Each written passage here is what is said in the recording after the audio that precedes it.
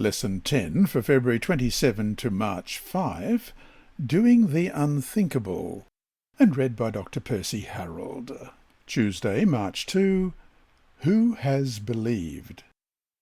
In Isaiah 52 verse 13, God's servant is highly exalted, but without warning, the next verse describes his appearance as so disfigured he cannot be recognized as one of the sons of men. The New Testament describes the factors that marred Jesus' appearance, including scouring, a crown of thorns, crucifixion, but above all, bearing the sins of the human race. Sin was never intended to be natural for humans. Bearing it made the Son of Man appear inhuman. Compare this with the story of Job, who suddenly plummeted from a position of great wealth, honour and power to a miserable wretch sitting among ashes on the ground and scraping his painful sores with a potsherd. Job chapter 1 and verse 2, that story is contained. The contrast was so great that not even Job's friends recognised him at first, as we read in Job 2 and verse 12. And when they raised their eyes from afar and did not recognise him, they lifted their voices and wept. And each one tore his robe and sprinkled dust on his head toward heaven. The question is, why does Job suffer? Why must God's Messiah suffer? Neither deserve it. Both are innocent. Why then the suffering? Question. Read through the verses for today's study and write down the places where the theme of the innocent suffering for the guilty appears. What is the essential message there for us?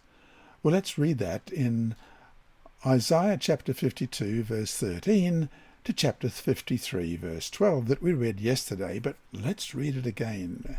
Behold, my servant shall deal prudently, he shall be exalted and extolled, and be very high. Just as many were astonished at you, so his visage was marred more than any man, and his form more than the sons of men.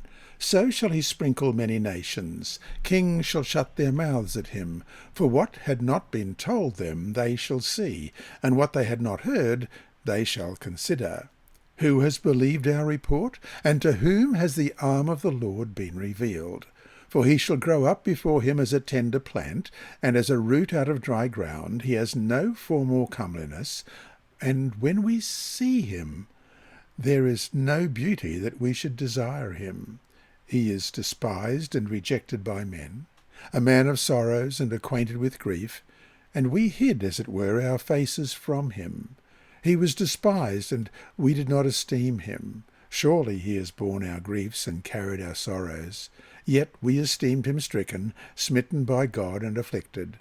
But he was wounded for our transgressions, he was bruised for our iniquities. The chastisement for our peace was upon him, and by his stripes we are healed. All we like sheep have gone astray. We have turned every one to his own way, and the Lord has laid on him the iniquity of us all.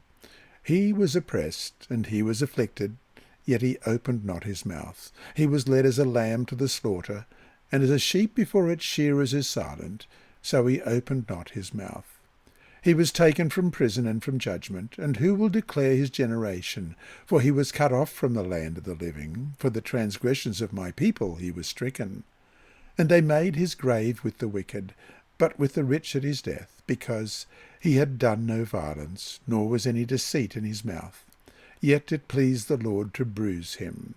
He has put him to grief. When you make his soul an offering for sin, he shall see his seed, he shall prolong his days, and the pleasure of the Lord shall prosper in his hand.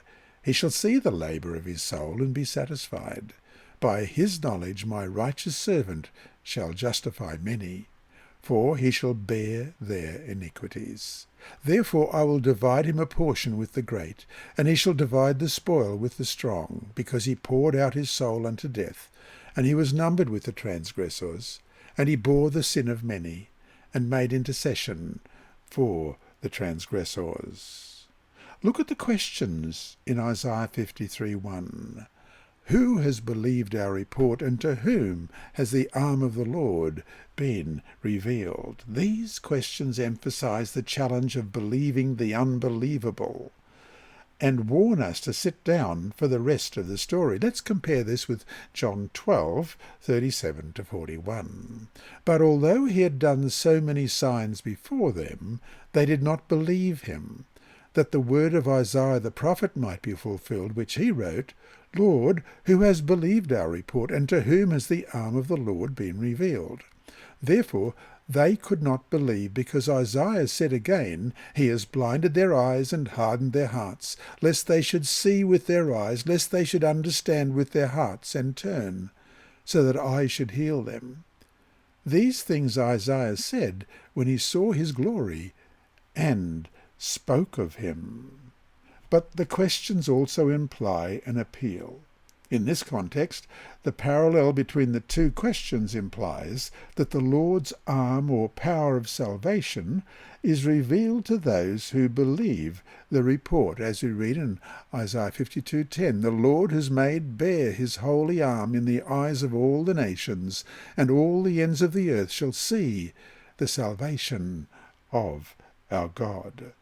Do you want to experience God's saving power? Then believe the report. So to finish the day, look carefully at Isaiah 53 verse 6. What is the specific message there? What is that text saying to you personally that should give you hope despite your past sins and failures? Isaiah 53 verse 6. All we like sheep have gone astray. We have turned every one to his own way, and the Lord has laid on him the iniquity of us all. Hi there. Thanks for watching this video on the Advent-band Ministries YouTube channel. Please subscribe and click the bell icon to be alerted whenever we upload new videos. So, until we meet him in the clouds, may God continue to bless you. This lesson was read by Dr. Percy Harrold for Christian Services for the Blind. It's supported by the Sabbath School Department and Hope Channel Australia, and is rebroadcast by Christian Record Services and through podcasts at It Is Written in the United States, Hope Channel Germany, and through Apple iTunes and SoundCloud. Remember, God is always faithful.